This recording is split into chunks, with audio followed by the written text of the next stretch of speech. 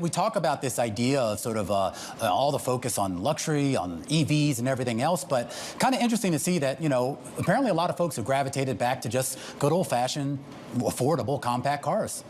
Yeah, that's exactly right, Romaine. I mean, I look at these sales results as like a cry for help from the U.S. consumer. Give me a car that I can actually afford. Average new car prices are still hovering, I think 47,000 around there. That's just not affordable for the average person. And we saw that in the results for the quarter. I mean, cars like the Honda Civic, the Honda CR-V, the Toyota Corolla, even GM, we think of them as ruling, pickup trucks and big, bulky SUVs, which didn't do as well. But they have this new Chevy Trax, which is around $20,000. It did great.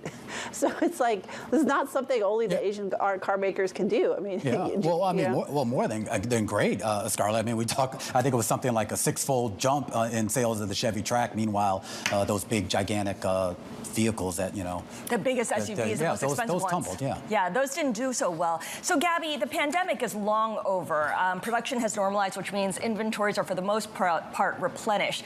What kind of incentives did car makers offer? I know that people were going to affordable cars, but they love their incentives. Yes, I think, we are really seeing a shift from those pandemic times, as you mentioned, when incentives were hitting, they're almost non-existent. There were no sales to rental car companies. Now, like you said, production is normalizing. I guess incentives as a percentage of the sticker price that you get are inching up there. I think the automakers are still being fairly disciplined about it. They're not going crazy, but we are seeing some of those deals, trying to helping to lower the financing costs, right? Because interest rates are really pinching people's wallets.